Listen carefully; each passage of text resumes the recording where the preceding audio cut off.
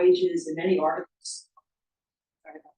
And then she has a whole other life as a climate change scholar. So that's a very interesting line of scholarship. And we were talking today, and now she's going to bring them together and start doing some work on climate change in Russia, which we'll see what comes of that.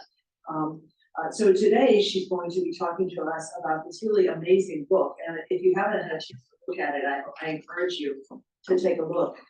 As I told her, I started with the methodological appendix because the way she did the work is just stunning.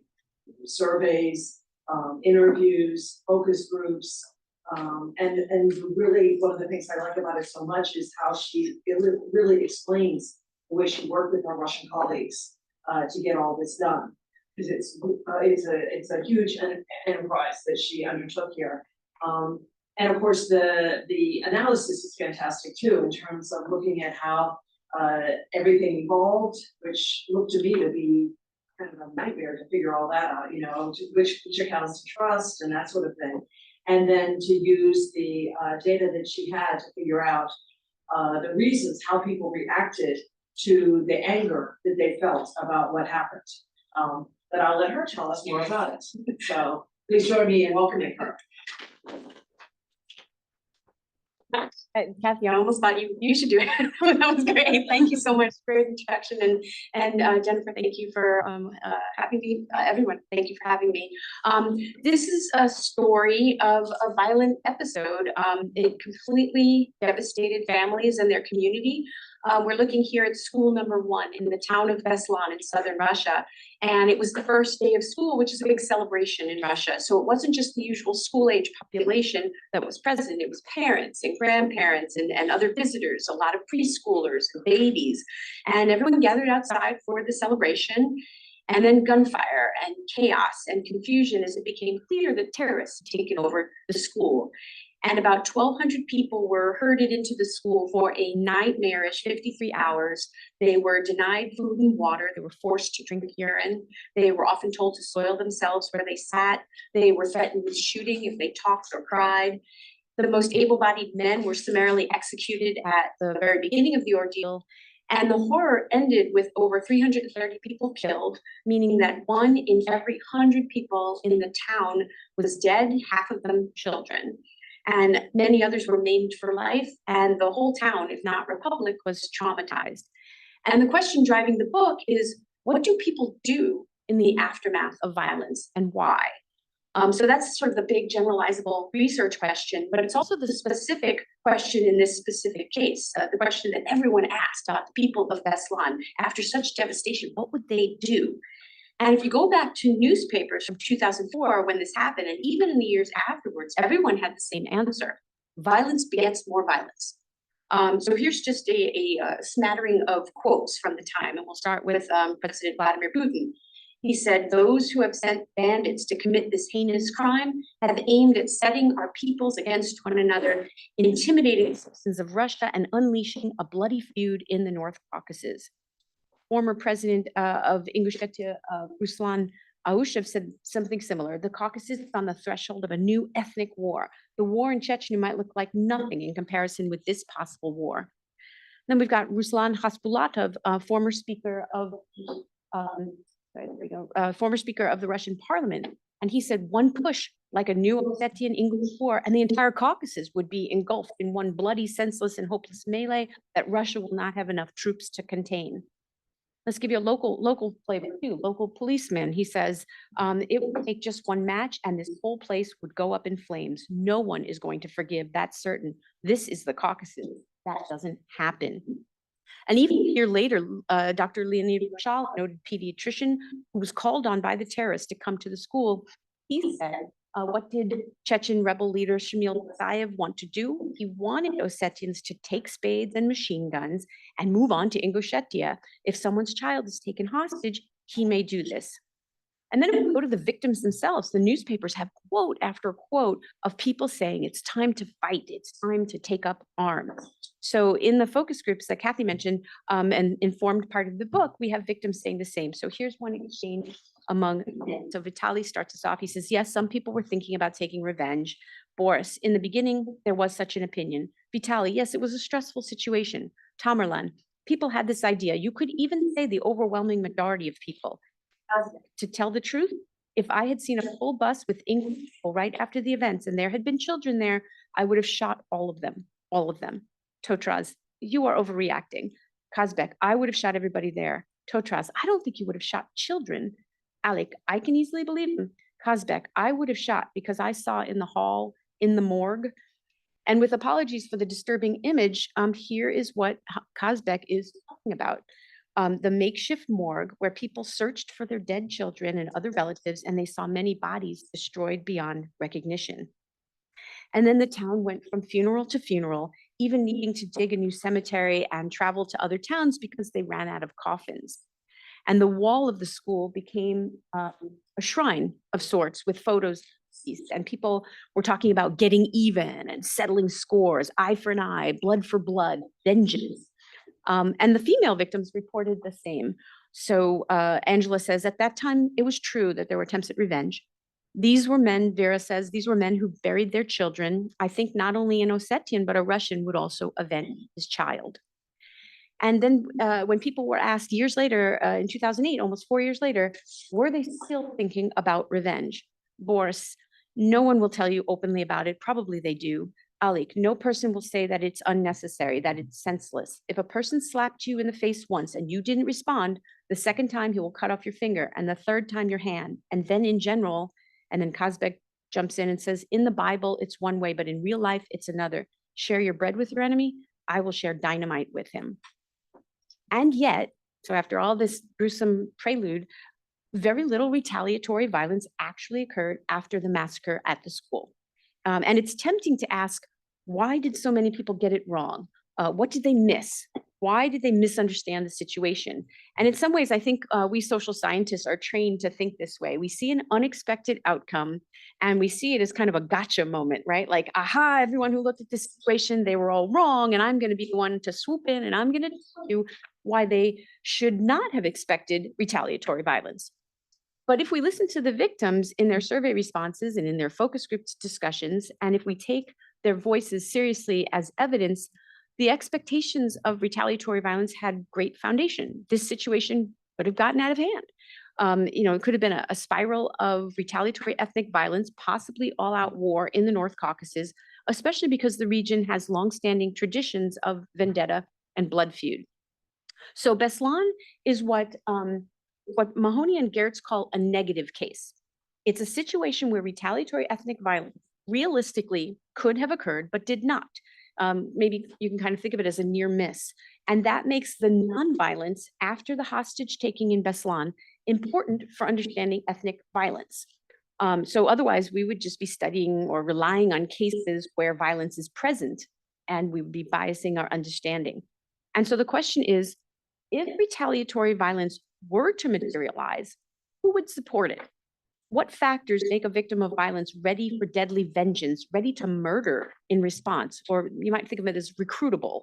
If provocative elites or what they call violent entrepreneurs tried to mobilize or tried to manipulate the situation to provoke violence. And to contextualize the question in Beslan, the hostages were predominantly ethnic Ossetians and Orthodox Christians. The terrorists were mostly Ingush and Chechen, although other ethnicities were present as well, and they were mostly Muslim. The violence at the school was embedded in a larger violent inter-ethnic historical context. So North Ossetia, for those of you who would like to see the geography a little bit, it's in southern Russia, close to Chechnya, where there were two recent wars, and only Ingushetia is in between. And there were decades of bloody territorial disputes between Ingush and Ossetians. In Beslan, the militants demanded full Russian troop withdrawal from Chechnya and recognition of formal independence for Chechnya. And so after the atrocities at Beslan School number 1, it was easy to apply a kind of us versus them narrative to see the events through an ethnic lens. Something like English Chechens came to our republic and killed our Ossetian babies, right? I mean, that would be like a narrative that's out there.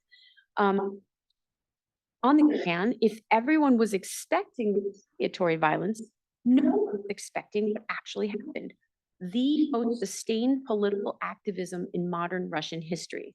Beslan victims held rallies, set up websites and organizations, attended meetings, they signed petitions, met with local and national officials, they blockaded a highway, they staged courtrooms in, they went on hunger strikes, and they very aggressively made demands and challenged authorities. So here you're looking at victims approaching North Ossetian Interior Minister Kazbek Zantiev in the week after the hostage taking, and they're demanding a meeting with the North Ossetian president at the time, Alexander Zazokov. And shortly after this, they started calling for resignation of both men. And a few months later, in December 2004, more than 100 people rallied at the school, at the wreckage, and they were holding portraits of their children and had posters saying, "We're waiting for a meeting with President Putin. Our children had the right to life. Who will answer for our children?" Those kinds of things. A few months after that, March 2005, more than 1,000 people rallied in Kavkaz, the capital of North Ossetia, and the sign said things like, "Terrorists in power are more frightening than Al-Qaeda." And imagine terrorists kill us and the authorities humiliate us. And the victims, they became professionalized very quickly. They learned how to give press briefings and put out statements and keep attention focused on their cause. And many of them became extraordinarily courageous activists. So as I already saw in the previous slides, they directly challenged authority, and they got even more brazen as time wore on. So this photo shows one of the most brazen acts. They held a sign saying "Kurs Putina," course, with an arrow pointing to the destroyed school. And this is risky. So Ella Kazayeva, the activist in the zebra-striped coat, she faced court charges for, and this one's, I look for humor wherever I can find it in these very depressing topics, but the court charge was improper use of a road sign.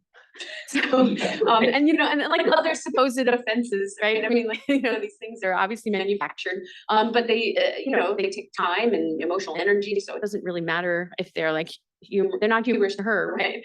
And officials generally harassed and tried to intimidate the victims and intimidate their attorney and intimidate journalists. So here we see a table with the percentage of Beslan victims who participated in each of a possible 31 concrete activities that occurred after the hostage taking. And it's listed in declining order of participation rate. And I'll explain the methodology a bit more in a second, but I just wanted to direct your attention to a few things. Of these activities, an extraordinary number, 19 of them, had participation levels of 5% or higher of the 1,098 people that we surveyed, the victims that we surveyed. 7 of them had participation levels of 10% or higher. 1 in 3 victims attended some part of the trial against accused hostage taker Pasha Kulayev. 1 in 5 victims met with North Ossetian President Teimuraz Mamsurov. 1 in 5 wrote to a newspaper, called a news show, or spoke to a reporter. And 1 in 6 attended a meeting with Russian Deputy Prosecutor General Nikolai Shepel. And even as we go down the list to some activities with lower participation rates, we're still talking about very impressive numbers of people because the effort involved was pretty high. So for example, we have lots of people traveling to the city of Rostov-on-Don to meet with Putin's special envoy. This is a staggering amount of participation. So altogether, 50% of the Beslan victims acted politically on at least 1 occasion, and 7% participated in more than 10 activities and would by most definitions be labeled political activists. And the activism would be impressive in most contexts. We know from all the literature on collective action that political participation is usually very low, right? This is the kind of thing that in political science, we teach our graduate students, right from the start, that participation involves high, concentrated, and certain costs, and the benefits are usually low and dispersed and uncertain. And in Beslan, the victims had that same type of cost-benefit calculation. They had few resources like money, little access to policymakers. Their time was severely constrained by injuries or caring for injured loved ones, not to mention post-traumatic stress. And many of the victims were women who were trying to assert their interest in a paternalistic region and country. And many of the grievances amounted to accusations against powerful Russian leaders, including Putin, where they were basically saying, "You killed our children." So it's astonishing that 1 in 2 people took some form of political action, and 1 in 14 became full-fledged activists. And so the question here is, what factors encourage this activism? What factors make someone more likely to respond to violence by participating in politics? And let's contextualize this question a bit as well. I just described why victims might want to retaliate violently against their ethnic adversaries. So why have Beslan victims been so focused on the North Ossetian and Russian governments? And the answer is that the victims believe that their loved ones, most of them, are dead, not only because of the terrorists, but because of the government, because of government corruption, government incompetence, government insensitivity, and outright cruelty. So sure, the terrorists, Ingush, Chechen, other terrorists, that's who took them hostage. But the counterterrorism operation was not a hostage rescue operation. It was an operation to annihilate the bad guys at all costs, despite the probability of killing innocent people. So the situation ended with the gymnasium roof igniting and collapsing, and most of the deaths occurred after. So the victims believe that the government troops were somehow responsible for the explosions that caused the roof fire. And they believe that the government used flamethrowers and machine guns and grenade launchers and tanks while the hostages were still alive inside the building and could have been saved. There was inadequate firefighting equipment, inadequate water, not enough ambulances, even though the authorities had over 2 days to prepare. And there was absolute chaos at the scene, with local men blending in with military and special forces, no clear lines of authority, no accountability. So just to give you an idea of what that looked like, here are some Ossetian civilians mixed in with soldiers during the siege. And then here they are again after the school roof caved in and the school was still burning, and the civilians are hoping to find survivors. And here, civilians and soldiers are definitely mixed together, right? They're carrying an injured student. And there are mixed reports about whether the presence of civilians, many of them armed, exacerbated the crisis. But the civilians may at least have saved some lives. And even if they were unhelpful, like let's just go there, that maybe they were unhelpful in some way, that's still on the authorities, who were disorganized and uncoordinated. Or there's even a more sinister interpretation. Maybe the authorities were actually hoping to have the school burn as part of an anticipated cover-up. So if all the evidence of government flamethrowers and other bungling is burned to a crisp, then the government can avoid accountability. So if this is what the gym looks like, the school gym, right after September 2004, forensics are going to be pretty difficult. The gym is empty, no cordoning off, not sealed for forensic experts. The scene was contaminated from the outset, and in the most callous disregard for victims, body parts were scooped up with the rubble and taken to the local dump. And there are even worse stories than that. And there are so many other complaints of the victims that I'll just mention just a few more here. So victims blame the government for enabling the hostage taking in the first place, as there were many warning signs and even direct warning. They blame the government for not taking care of them. The federal and regional governments each gave a meager $3,500 to the families of the deceased, and then they gave a little bit more for funeral expenses. And one reporter captured a victim, and she's crying in her yard, and she's trying to stretch her arms around the 4 coffins that are containing her son and her daughter and her 2 grandchildren. And she's shouting sarcastically, "Putin gave me money, Putin gave me money, I shall buy myself new children." And the real kicker is that the victims don't even believe that the authorities got all the bad guys. So to this day, the authorities insist that there were only 32 terrorists. Why 32? Because they had 31 dead terrorist bodies and 1 captured surviving terrorist whom they tried, convicted, and incarcerated. If they admitted that there were more than 32, as almost every victim and reporter and anyone familiar with the case believes, that how could it be just 32 with over 1,200 hostages, that, with over 2 days not sleeping? It just doesn't really add up. The building is pretty big. But so if they admit that there's more than 32, the authorities have to admit that they killed victims in the name of yet another failed counter-terrorist operation. They are not the powerful, competent fighting force that they claimed to be. So the victims wanted the truth. They wanted an independent, objective investigation. They wanted accountability, acknowledgement of government actions, acknowledgement of government mistakes. And there was also an element of never again. There was a sense in Beslan and perhaps in all of Russia that the government's counterterrorism operations are basically a death sentence for hostages. And the victims believed that they still had rights, the right to life, even in the midst of a terrorist attack. And they got support for their side after a long slog through many Russian courts. It was estimated in 2012 that Beslan victims had been involved in 127 judicial proceedings involving 50 Russian judges, all the way through the Russian Supreme Court and Russian Constitutional Court, and finally landing in Strasbourg at the European Court of Human Rights, where this photo was taken. 447 former hostages and next of kin brought complaints. And finally, in the year 2017, can you imagine, 13 years after the hostage taking, the European Court validated their claim that governments have a positive obligation to prevent threats to life before, during, and after a hostage taking.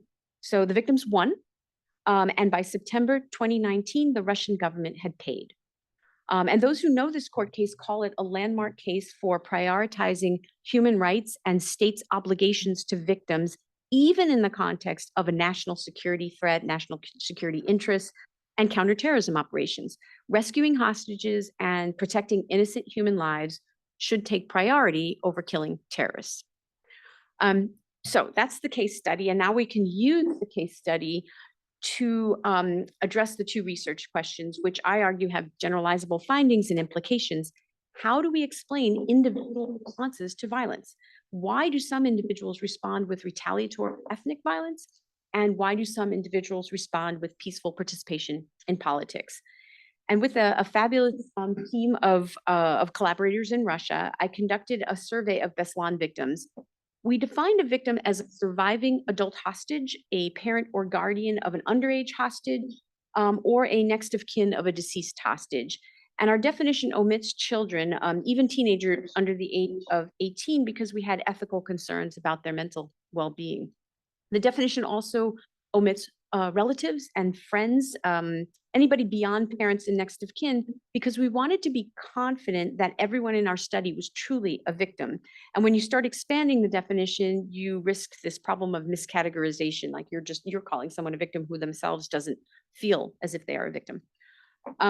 We then compiled a list of everyone in Beslan who fit our definition of a victim, which was a bit of an exercise since the number of people held hostage in the school is still a matter of debate, even today.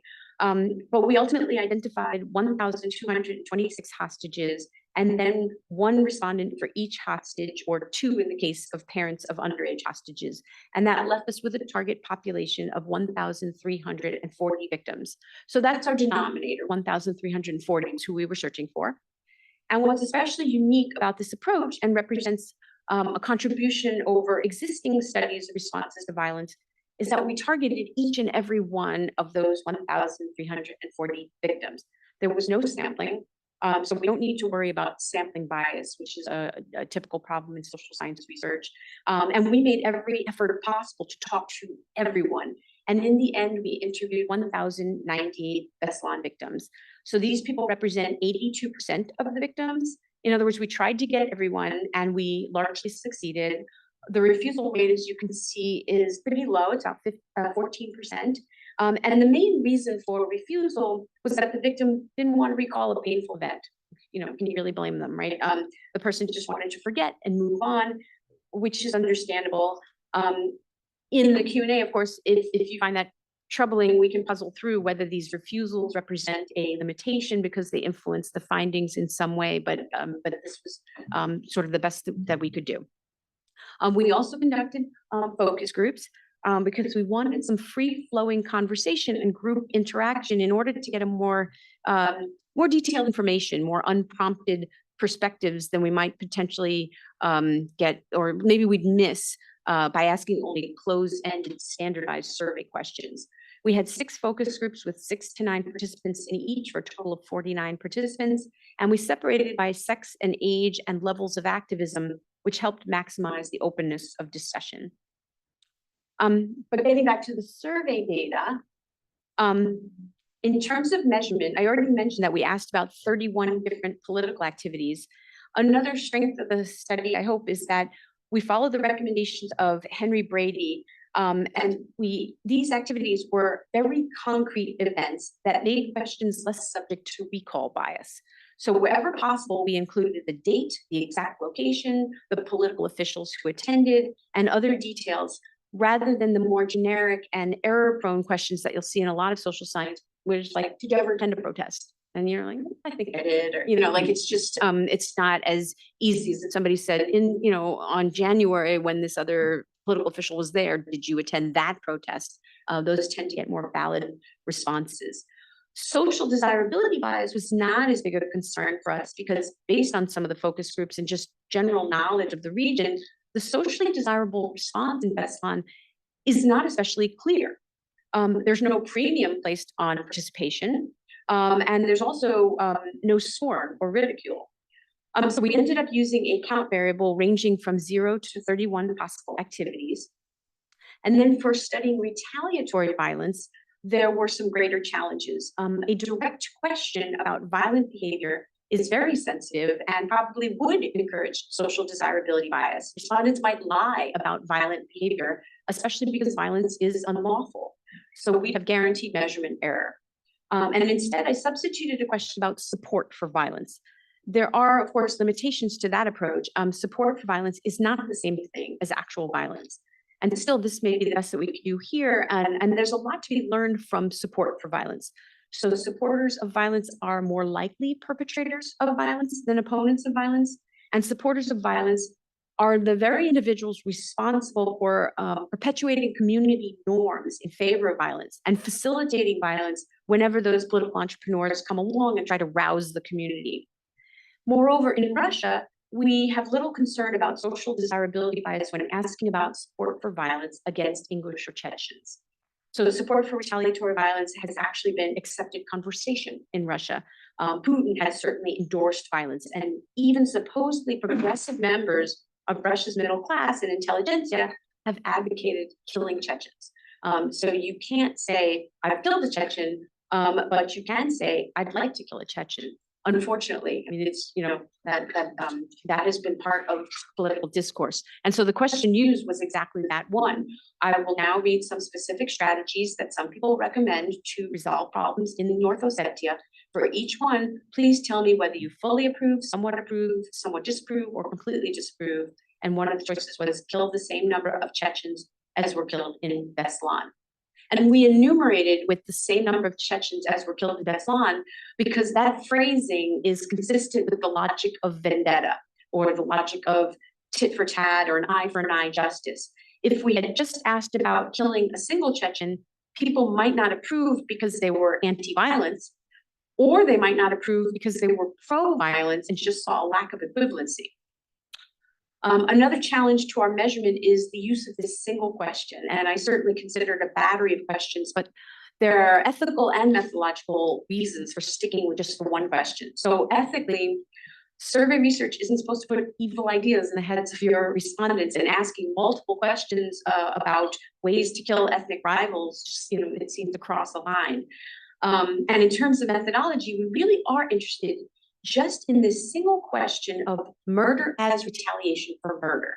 So given people's readiness to deprive Chechens of rights, any questions with tamer forms of violence would likely generate measurement error in that far more people would answer affirmatively, not allowing us to distinguish the truly violent from others.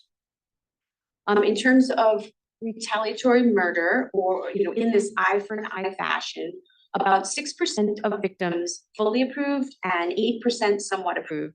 And those numbers seem consistent with the low level of reported retaliatory violence, but high enough to merit concern, right? I mean, that's still alarming, and high enough to merit analysis. It means that 1 in every 7 victims supported retaliatory murder of ethnic rivals. I'm going to spend the rest of the talk sharing the findings, summarizing part 2 of the book, Why Politics and Nonviolence. In the second part of the book, each chapter focuses on a different explanatory variable or set of explanatory variables and probes whether those variables help explain a victim's participation in politics or support for retaliatory violence. And part 2 culminates with multivariate analysis, multivariate statistical analysis that looks like this. with negative binomial estimates of political participation and ordered logit estimates of support for retaliatory violence. And I also explored the magnitude of the effects, the substantive meaningfulness of the statistical relationships using predicted probabilities. For those of you who are so inclined, that's the book. But for the talk, I won't do it. You're welcome. But I thought it would just be more interesting to just like share the findings in plain English. So chapter 5 has to do with the relationship between emotions and violence, and especially anger and retaliatory ethnic violence. So we measure anger by starting with some standard psychology questions that are used to measure depression. So psychologists commonly ask, how many days in the last 7 have you felt sad? Like how many days in the last 7 have you felt like you can't get out of bed? How many days in the last 7 have you felt lonely? And so on.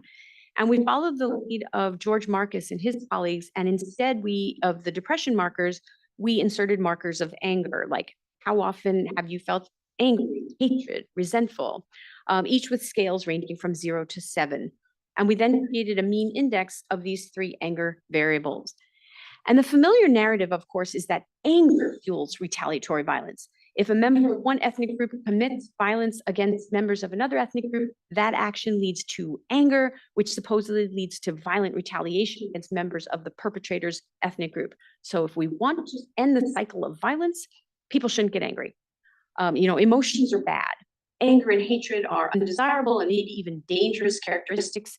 We talk about things like the angry mob and ethnic hatred and active hatred and so on. What the Beslan research shows is that there are a lot of leaps in logic that are not supported by evidence. Prior research on emotions and violence is based on artificial settings, experiments conducted in laboratories. This is how most of that work is done. The researcher supposedly induces an emotion like anger, and then the subjects, usually college kids, answer questions about violence. And then, I don't know, I guess they leave the laboratory and they go to lunch, or they like go play frisbee on the college green. Like, it's just a very artificial thing in my mind to do. I certainly think that there's a strong place in social science for lab experiments, but if we're talking seriously about studying the role of emotions in political life, the role of anger, then I think we need to be talking about anger in real life situations where people are truly filled with emotion and where we truly worry about a potentially violent response. We should study a place where violence really happens or really could happen, violence in context. And when we do study a place where violence really could happen, it turns out that anger and even hatred surprisingly have no bearing on support for retaliatory violence. And because this is such a novel finding and contrary to conventional wisdom, we tested and retested and manipulated the model in many ways, looking for anger to be statistically significant. For example, maybe anger is conditional on other variables. And no matter what, anger and hatred just never seem to be related to support for violence. And the more I've pondered this finding, the more it makes sense to me, because in common discourse, we conflate anger and violence. We make assumptions like, if you're so angry, why don't you do something about it? As if violence is the logical conclusion of anger, as if violence is within all of us and we just need to be pushed to some breaking point. And it doesn't seem to be the case. Where anger and hatred really matter is for peaceful activism. Angrier victims, especially those filled with hate, are more likely to be politically active.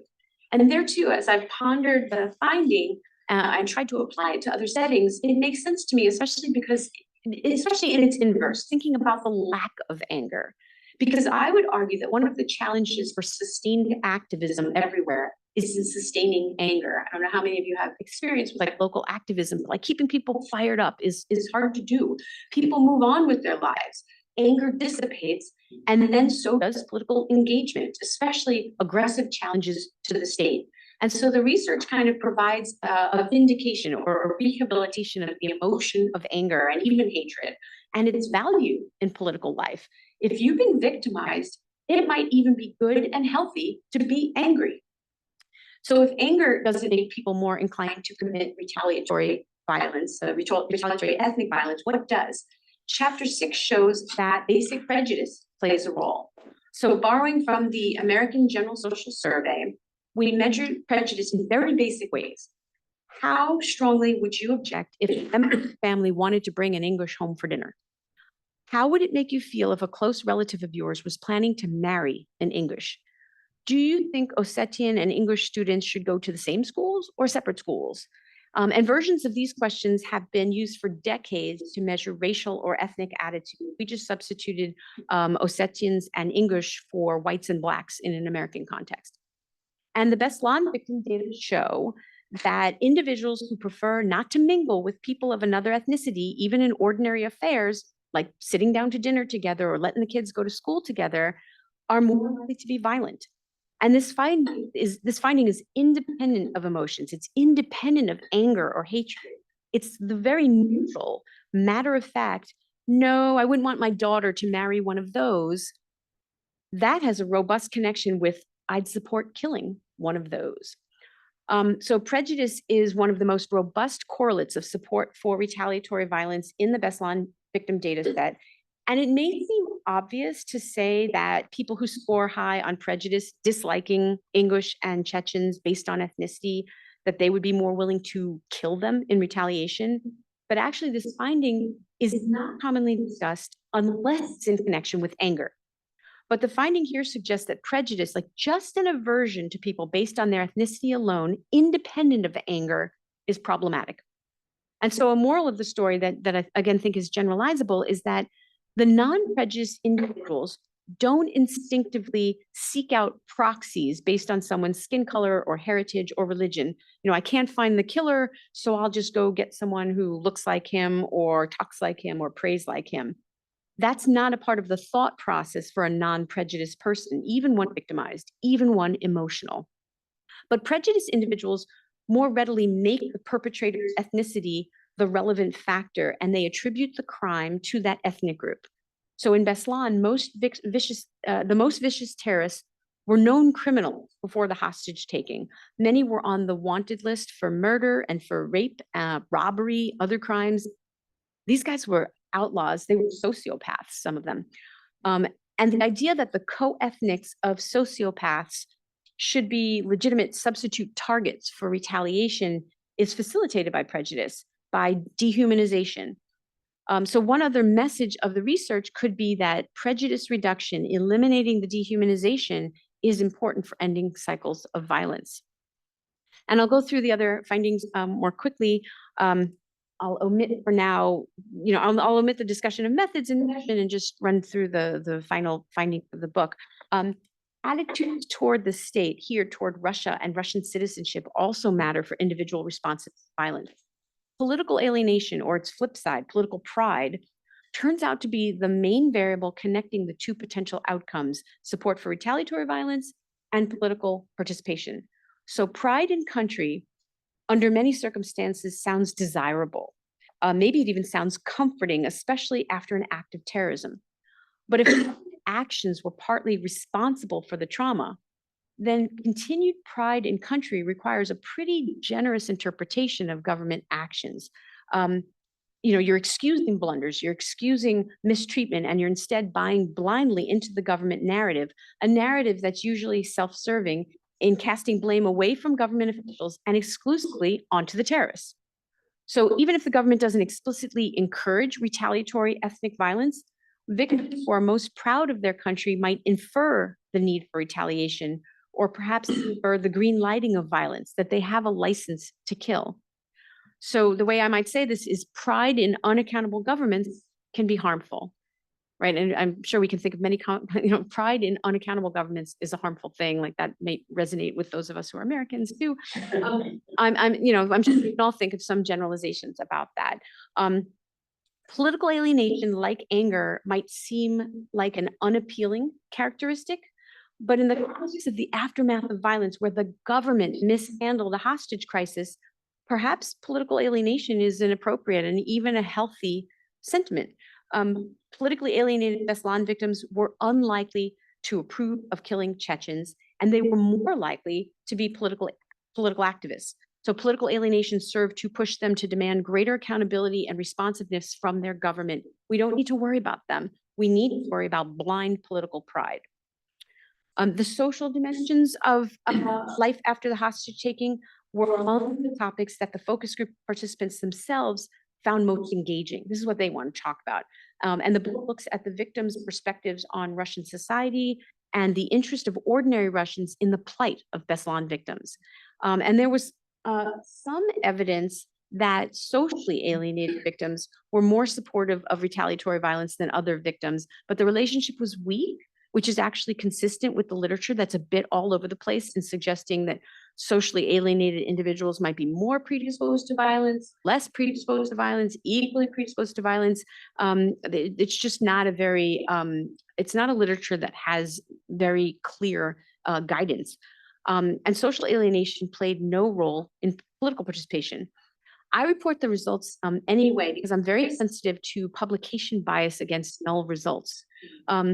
In fact, sometimes the null findings, I think, can be pretty illuminating. In Beslan, there are very strong social networks, but there are also a lot of hard feelings. The community is filled with hard feelings between people who lost kids versus people with living kids who are injured, activists versus non-activists. There are disputes and hard feelings within the activist community itself.